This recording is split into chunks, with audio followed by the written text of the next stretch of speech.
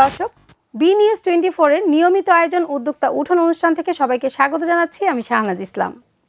একজন উদ্যোক্তার জীবনে চলার পথে সবচেয়ে গুরুত্বপূর্ণ বিষয় হচ্ছে আত্মবিশ্বাস, এবং এই আত্মবিশ্বাসকে নিজের মধ্যে ধারণ ক্ষমতা থাকতে হবে সৃজনশীলতা। একজন শিল্পী কিন্তু হতে পারেন একজন উদ্যোক্তা। তারই প্রমাণ আজকে আমাদের সাথে আছেন একজন সৃজনশীল উদ্যোক্তা রোমানা আক্তার। আসুন তার সাথে পরিচয় হয়ে নিই। কেমন আছেন? আলহামদুলিল্লাহ ভালো আছি। খুব ভালো লাগছে যে এত বড় একটা অনুষ্ঠানে আমাকে ডাকার জন্য। আমার উদ্যোগ নিয়ে আজকে আমি কিছু বলতে পারবো, আমার খুব ভালো লাগতেছে। আপনি একজন উদ্যোক্তা, তার আগে আপনার পরিচয় হচ্ছে আপনি ছিলেন একজন শিল্পী। আজকে আমরা আমাদের দর্শকদেরকে বলতে পারবো যে একজন শিল্পী হতে পারেন একজন উদ্যোক্তা। শিল্পী জীবন থেকে কিভাবে আপনি উদ্যোক্তা জীবনে চলে আসছেন? আমরা যখন ছবি আঁকি, মেইনলি আমরা যখন পেন্টিং করি, তখন দেখা যায় কি অনেক জিনিস আমরা ওয়েস্টেজ হয়ে যায়, ফেলে দেই। তখন আমার যে কোনো জিনিস দেখার পরে যখন যেটা ফেলে দেওয়া হয়, তখন আমরা তো শিল্পী মানুষ, আমাদের শিল্প চোখ দিয়ে তখন মনে হয় কি ওইটা না ফেলে ওইটা যদি আমি এটাকে রিসাইকেল করে যদি আমি একটা নতুন কিছু করতে পারি, বা ওইটা দিয়ে যদি আমি নতুনভাবে ছবিটা তৈরি করতে পারি, তাহলে এটা আরও ভালো লাগবে।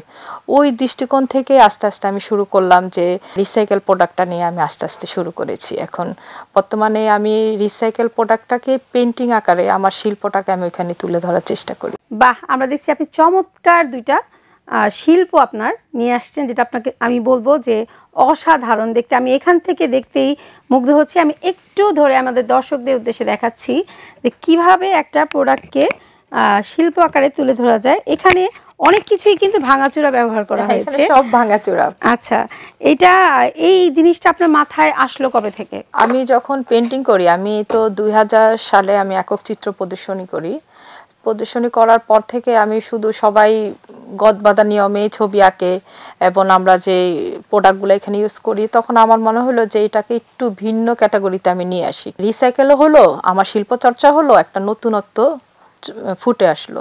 ওই দিক চিন্তা করে আমি আস্তে আস্তে শুরু করেছি রিসাইকেল প্রোডাক্টের উপর পেন্টিং করা। এই যে দেখছি সামনে একটা আছে গাছের গুঁড়ি দিয়ে চমৎকার একটা কাজ করেছেন।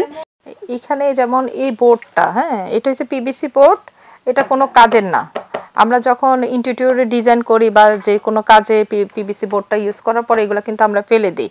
তো পিভিসি বোর্ডটাকেই আমি এখানে, আর এই যে এটা গাছের গুঁড়িটা, এটা তো ধরেন ওই যখন কাঠ নেওয়া হয়, হ্যাঁ, কুড়িয়ে পাওয়া আর কি, সোজা কথা। এটা আসলে কোনো কাজের না, কিন্তু এখন যখন এটা আমি আমার শিল্পতে লাগালাম, দুইটাই কিন্তু ফেলে দেওয়া, রিসাইকেল করে আমি যখন, কিন্তু এটা যখন ঘরের দেয়ালে চলে যাবে সেটা অসাধারণ একটা লুক আসবে। হ্যাঁ হ্যাঁ, এবং এটার জন্য আর কি অনেকেই, আমার এটা চাহিদা এখন বর্তমানে আসলো। আমার উদ্যোক্তা হওয়ার পিছনে গল্পটা আমি একটু বলি। যখন আমি এই জিনিসগুলো তৈরি করি, তখন একজন দুজন থেকে এটা চাহিদা বাড়ে যে আপু আপনি এত সুন্দর করে জিনিস আপনার ঘরটা সাজাচ্ছেন, কেন আমাদেরকে কি দেওয়া যায় না? তখন ওনারা একটা দুটা করে নিল। প্রথম আমি তাদেরকে গিফট করেছি। যখন দেখলাম যে আশেপাশের থেকে শুরু করে সবাই চাচ্ছে, এবং হ্যাঁ, তখন ওনারাই আমাকে বলল যে এখান থেকে তো আপনি এটা তো বিজনেস আকারে নিতে পারেন। তখন ওইখান থেকে চিন্তা করে আস্তে আস্তে এটা নিয়ে বিজনেস। আপনার উদ্যোগের পেজের নামটা আমরা একটু দর্শককে বলবো। Authentic creation by Romana. বাহ, আপনার নিজের নাম যুক্ত আছে সাথে। মানে আমি যতদূর জানি যে আপনি এই শিল্পকে আপনি কেকেও তুলে ধরেছেন। কেকে আপনি কি কাজ করেন? কেক নিয়ে একটা বিশাল গল্প আছে, আজকে নাই বললাম। তারপরেও আমি ওই কেকটা যখন আমি বানাতে যাই, তখন আমার মনে হয় যে অ্যাজ ইউজুয়াল কেকটা আমার ভালো লাগে না। ওইখানে আমি কিছু আঁকি বা কিছু একটা জোড়া দেই, বা মানে সবচেয়ে বড় কথা, আমি যে যখন আমাকে কেকের অর্ডার দেয়, তখন তাদের অভিব্যক্তিটা জানতে চাই যে কি উপলক্ষে বা কাকে কিভাবে দিতে চাচ্ছে, এবং ওনার মানে ব্যক্তিটা, হ্যাঁ, আমি গল্পটা আমি কেকে তুলে ধরার চেষ্টা করি। এবং ইনশাল্লাহ আমার কাস্টমাররা আছেন, ওনারা আমার এই কেকগুলো খুব পছন্দ করেন। আমি অল্প পরিসরে করি, কিন্তু আমার এই কাস্টমাইজ কেকটা কিন্তু এখন আল্লাহর রহমতে খুব ভালোই চলতেছে। কেকের পর যেটা আমি আরেকটা স্টেপে আসছি, আপনি একজন ট্রেনার, আপনার একটা একাডেমি আছে, আমরা শুনবো আপনার একাডেমির গল্প। আমি যখন কেক আর্টিস্ট হলাম, আর পরে যখন মনে হলো যে আমি এটাকে একটু ভালো পরিসরে নেই, অনেকে বলল যে আপনি তো ট্রেনার হিসেবে কাজ করতে পারেন। তখন আমি তো ট্রেনার হিসেবে কাজ করতে পারা এক কথা, আর ট্রেনিং নিয়ে কাজ করা এটা অনেক বড় একটা ব্যাপার। তখন আমি ট্রেনিং নিলাম, নিজেকে তৈরি করলাম, তারপরে আমি শেখার জন্য একজন ট্রেনার এখন বর্তমানে, এবং ICAB international culinary academy of Bangladesh. আপু, আপনার যে কাজগুলা সবচেয়ে ছোট যে কাজটা এখান থেকে একটু আমি শুনবো যে কোন কোন জিনিসটা দিয়ে কি তৈরি করেন? সবচেয়ে ছোট যেমন আপনারা কসমেটিক ইউজ করেন না, আমরা সবাই ইউজ করি কসমেটিকটা, ওই যে কোটাটা আমি যেমন অর্নামেন্টস বক্স তৈরি করি, এরকম প্রত্যেকটা জিনিসই যেগুলো আমরা ফেলে দিই রিসাইকেল।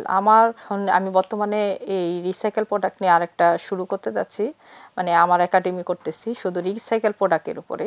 ওইখানে একদম ফেলে দেওয়া মানে যা কিছু আছে সব দিয়ে আমি নতুন করে প্রোডাক্ট তৈরি করতেছি। যদি দেশ থেকে গণ্ডি ছাড়িয়ে দেশের বাইরে কত দূর মানে যেতে পারবে, এবং আপনি কি দেশের বাইরেও কাজ করছেন বা আপনার প্রোডাক্ট কি যাচ্ছে? হ্যাঁ, আমার বর্তমানে দেশের বাইরে কিছু প্রোডাক্ট গিয়েছে, কিন্তু যেগুলা বেশি ভারী সেগুলো যাচ্ছে না, অল্প কিছু প্রোডাক্ট যাচ্ছে। তবে আমার খুব ইচ্ছা যে আমি অনেক উদ্যোক্তাকে নিয়ে আমি একসাথে কাজ করব, এবং আমরা সবাই মিলে যেন বড় পরিসরে আমরা যেন বিদেশে এক্সপোর্ট করতে পারি, এই আশায় এখন কাজ করছি। আর নতুন যারা উদ্যোক্তা, যারা শিল্পী, যারা উদ্যোক্তা হতে চাচ্ছে, তাদের উদ্দেশ্যে কি বলবেন? তাদের উদ্দেশ্যে আমার একটাই কথা, যে কাজটা করবেন ডিটারমাইন্ড হবেন এবং ওই কাজটাকে ফোকাস করবেন, এবং আপনার জীবনে অনেক ঝড় তুফান আসবে। কারণ আমরা যেহেতু মহিলা নারী, আমাদের পদে পদে কিন্তু বাধা, ওই বাধাটাকে আমাকে জয় করতে হবে, এবং ওই বাধাটাকে মনে করব যে যতটা আমার বাধা আসবে তত আমি উপরে উঠতে পারবো। ওইটা আমার মাইন্ডে আমার ডিটারমাইন্ড করতে হবে, এবং আমাকে সর্বোপরি চেষ্টা করতে হবে যেন আমি উপরে উঠি। তখন অটোমেটিকই বাধাগুলো মানে পেরিয়ে যাওয়া যায়। আর ছোট এই যে প্রোডাক্টগুলো আপনি কিরকম দামে সেল করেন? সাপোজ আমি ধরছি এই প্রোডাক্টটা আপনি কিরকম দামে সেল করেন? এই প্রোডাক্টটা আমি বিক্রি করি 2000 থেকে 2200 এরকম। একদম ইউনিক দেখতে, এটা সচরাচর দেখা যাচ্ছে না, মানে আপনার প্রত্যেকটা কাজই অনেক ইউনিক, একটার সাথে একটা কোনো মিল নেই। মনে হচ্ছে রিসাইকেল, কিন্তু এক একটা প্রোডাক্ট তৈরি করতে অনেক সময় সাপেক্ষ। অ্যাজ ইউজুয়াল আমার প্রোডাক্টগুলো খুব কম দামে আমি রিজনেবলে পাওয়া যাবে, ছোট ছোট প্রোডাক্টগুলো রিজনেবলে পাওয়া যাবে। আপনি ক্যান্ডেলও তৈরি করেন? জি, ক্যান্ডেলও তৈরি করি, এবং ক্যান্ডেলগুলোতে এখন বর্তমানে ক্যান্ডেলটাতে আমি পেন্টিং আকারে নিয়ে আসছি। রেজিনের উপর বর্তমানে অনেক কাজ, খুবই জনপ্রিয় কাজ হচ্ছে এখন ওই রেজিনটা আমি পেন্টিং আকারে আনবো। রেজিনের উপর পেন্টিং, মানে পেন্টিং করে তারপর রেজিন করা? হ্যাঁ, মানে রেজিনটাকে ধাপে ধাপে পেন্টিং এর আকারে নিতে চাচ্ছি, যেটা একটু ব্যতিক্রম।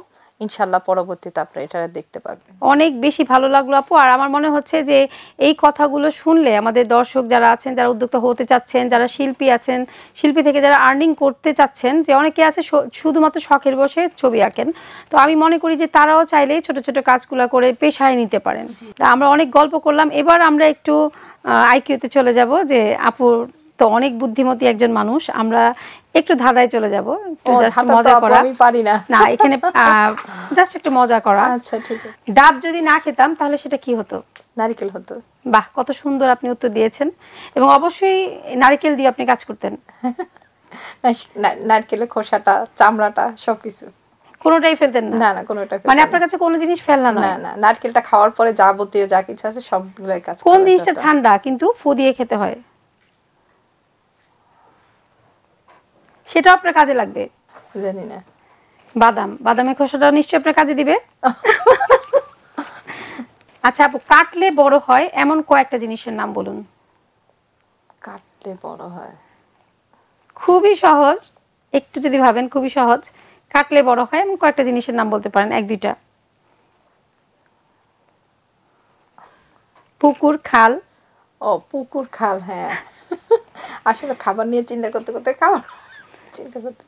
আচ্ছা আপু, আপনি তো ধাঁধা শুনে গোলক ধাঁধায় আটকে গিয়েছেন। এবার আমরা ধাঁধা থেকে বের হয়ে রোমানা আক্তারের একটা প্রতিবেদন দেখব।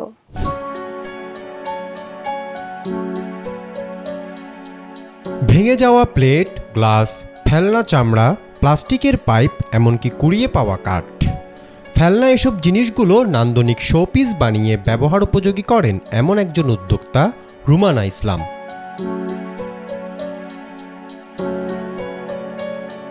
রং, আঠা আর নানা উপকরণ যুক্ত করে দারুণ সব কাজ করেন এই উদ্যোক্তা। ছোট থেকে আঁকাআঁকির ইচ্ছে থাকলেও সংসার জীবনে এসে আলোর মুখ দেখেছে রুমানার এই প্রচেষ্টা। তৈরি করেছেন অথেন্টিক ক্রিয়েশন বাই রুমানা নামের উদ্যোগ।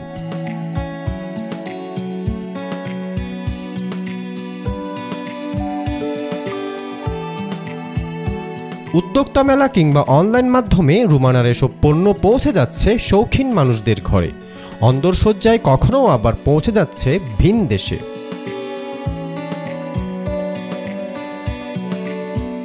রুমানার লক্ষ্য সৃজনশীলতার মাধ্যমে মানুষের জীবনে আনন্দ যোগ করা। তবে তার এই শিল্পচর্চা শুধু সীমাবদ্ধ নয় কাঠ, কাগজ কিংবা ফেলনা জিনিসে। নানা স্বাদের কেকের ওপরেও ফুটিয়ে তুলছেন শিল্পকর্ম।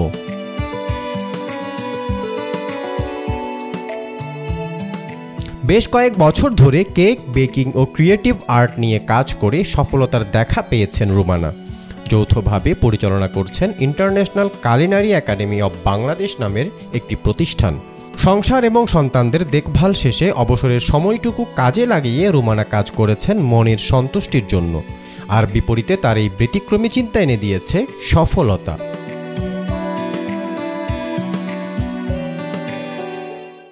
দেখছিলাম রুমানা আক্তারের সুন্দর একটা প্রতিবেদন তার কাজকর্মের এবং তার শিল্পকর্মকে ফুটিয়ে তোলার। এবার আমরা চলে আসব এই যে সুন্দর সুন্দর শিল্পগুলা করছেন, ছোট ছোট জিনিস থেকে তৈরি করছেন উপাদান, ছোট একটা উপাদানকে অনেক অসাধারণ কিছু করে ফেলছেন। এটা নিশ্চয়ই আপনার অনেক খরচ হচ্ছে, অনেক সময় যাচ্ছে, পরিশ্রম যাচ্ছে। তো সব কিছু মিলে আপনি এটা কিভাবে সেল করছেন, কোনটা কিভাবে সেল করছেন, বা আপনি কী কী প্রোডাক্ট তৈরি করছেন? প্রথমে যেটা বলি, যেটা আমি প্রথমে বললাম যে কোটা, সেভাবে ধরেন সসের বোতল হতে শুরু করে যে কোনো ভাঙা জিনিস, যেমন এই যে এখানে সুইচ হতে শুরু করে যাবতীয় আমাদের যেগুলো আমরা ফেলে দিই ঘরে, আমাদের লাগে না, প্রত্যেকটা জিনিসই আমি প্রথমে কালেক্ট করি। কালার যেমন কাঠের টুকরা, ছোট ছোট কাঠের টুকরা দিয়ে আমি কি করি, এটা লাগাই এটা একটা পেন্টিং করি। হ্যাঁ, তখন ওই কাঠের টুকরা যখন আমি লাগাইতে যাই, এখানে কিন্তু আমার রং ব্যবহার করি, এবং যে রঙগুলা ব্যবহার করি এমন কিছু রং আছে যেটা আপনার কাঠে ইউজ হয় কিন্তু আপনার প্লেটে বা সিরামিক ইউজ হবে না। আবার যেমন আমি যখন বোতল, যেমন কাচের জিনিস, যেমন সসের বোতল বলেন, যে কোনো বোতলে যখন করি তখন কিন্তু ওই রংটা আমি ব্যবহার করতে পারি না, তখন আমার করতে হয় স্প্রে করতে হয়। স্প্রে সাধারণত একটু খরচটা একটু বেশি থাকে, এক্সপেন্সিভ হয়। হ্যাঁ, তখন ওই যে সসের বোতলটা আমি কালেক্ট করলাম, ওইটা ধরেন একটু খরচটা তখন একটু বাড়ে, কারণ আমার স্প্রেতে খরচ যাচ্ছে, এটার সাথে আমার একটু যদি ভালো একটু লেস দেই, মানে কিছু প্রোডাক্ট আছে কিছু কাস্টমারদের জন্য ওরা একটু ইউনিক চায়, তখন ওইখানে দেখা যায় কি অনেক কিছু আমার অ্যাড করতে হয়, যেমন দামি পাথর ইউজ করি, তারপরে লেস ইউজ করি, এগুলাতে অনেক খরচ পড়ে যায়। পার্ল ইউজ করা হয়, হ্যাঁ, পার্ল, বিভিন্ন ধরনের পার্ল ইউজ করা হয়, যেগুলো আমার কিনে আনতে হয়।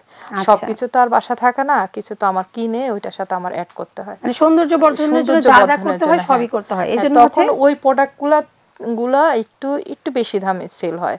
আর যেগুলো নর্মাল ইউজেবল, আমরা রং তুলি দিয়ে ব্যবহার করে, নর্মাল লেস দিয়ে করে, ওগুলা যেমন চাবির রিং বলেন, ছোট যেটা আমি যে প্রোডাক্টগুলোই করি সবগুলো কিন্তু ইউজেবল।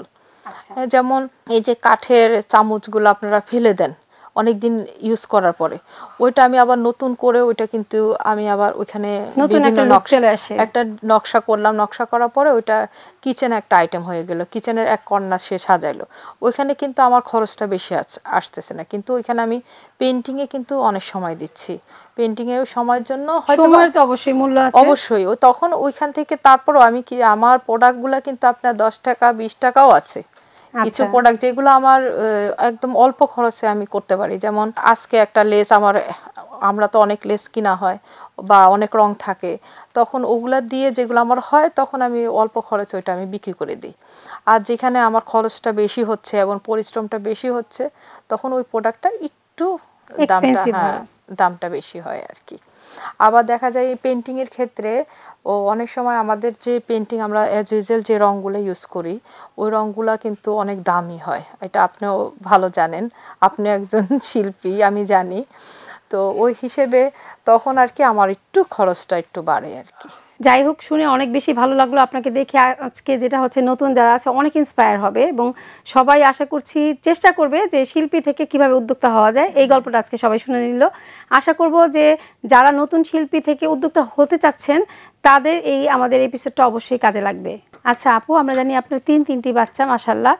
এই যে কাজগুলা করছেন, শিল্পকর্ম করছেন, তখন ঘরে সব কিছু ছড়িয়ে ছিটিয়ে কাজ করতে হয় যতদূর জানি। ওই সময় বাসা থেকে বা ফ্যামিলি থেকে, বাচ্চাদের থেকে কোন কোন প্রতিবন্ধকতার শিকার হচ্ছেন? প্রতিবন্ধকতা কি তো শিকার হই আমরা নারীরা। তো তবে আমি যেটা করি, আমি পরিকল্পনা করে কাজ করি এবং গোছানো কাজটা আমি পছন্দ করি, মানে ছড়ানো ছিটানো আমি একটু কমই করি। আর সবচেয়ে বড় কথা, আমার যে বাচ্চাটা ছোট, অনেক ছোট, সে আমি যখন মানে কাজগুলো করতে চাই সেও আমাকে বলে যে আমি করব। তখন দেখা যায় কি অনেক কাজগুলো আমরা ফুটাই তুলতে পারি না, তখন আমি রাতটা বেছে নেই। যখন বাচ্চা ঘুমানোর পরে মধ্যরাতে আমি যখন আমার মানে অর্থবোধক পেইন্টিং যেগুলো করি, তখন আমি রাতেই বেছে নিই বেশিরভাগ সময়। ফ্যামিলিতে সবচেয়ে বেশি সাপোর্ট কি মেয়েরাই করে? সবচেয়ে বড় সাপোর্ট করে আমার বড় বোন, সে সবচেয়ে বড় সাপোর্ট করে। আবার আরেকজন আছেন, এখন আমি নাই বললাম, উনিও খুব ভালো সাপোর্ট করে। আমার পার্টনার, উনি আমাকে সবসময় বলেন যে তুমি কাজ করো, কিন্তু হয়তো বা অনেক সময় আমার কাজ করা হয় না। আত্মবিশ্বাস যখন হারান তখন উনি আমাকে অনেকভাবে মানে ইন্সপায়ার করে যে কাজ করো না কেন, কাজ করতে হবে। আমরা মেয়েরা অনেকের ধারণা যে কাজমুখী হয়ে যায়, তখন হয়তো সংসারে এটা একটা প্রতিবন্ধকতা সৃষ্টি করে। আপনার যে কাজগুলো করছেন, আপনার সাংসারিক জীবনে কি কোনো সমস্যা হচ্ছে? সাংসারিক জীবনে ছোটখাটো কিছু হচ্ছে, তারপরে এখন আমি ওইভাবে আমার শিল্পটাকে নিচ্ছি, এবং আমার হাজবেন্ডও এখন বর্তমানে আমার এই শিল্পটাকে সাড়া দিচ্ছে। এবং সে সবচেয়ে বড় মানে আনন্দের কথা, সে আমাকে এখন এই শিল্প চর্চার জন্য একটা মানে গোছানো একটা স্টুডিও করে দিচ্ছে। বাহ, চমৎকার। তাহলে তো ভাইয়াকে ধন্যবাদ জানাতে হয়, কারণ হচ্ছে একটা স্টুডিও থাকা যে একটা মেয়ের জন্য যারা কাজ করছে কি যে জরুরি, সেটা শুধু মেয়েরাই বুঝবে। আপু, আপনাকে অসংখ্য ধন্যবাদ আপনার মূল্যবান সময় দেওয়ার জন্য। আপু, আপনাকে অসংখ্য ধন্যবাদ বি নিউজ 24 কেও যে এত সুন্দর একটা প্রোগ্রামে আমাকে ডাকার জন্য। দর্শক, এই ছিল উদ্যোক্তা উঠোনের আজকের আয়োজন। আবারও হাজির হব নতুন কোনো উদ্যোক্তার গল্প নিয়ে। ততক্ষণ পর্যন্ত বি নিউজ 24 এর সাথেই থাকুন।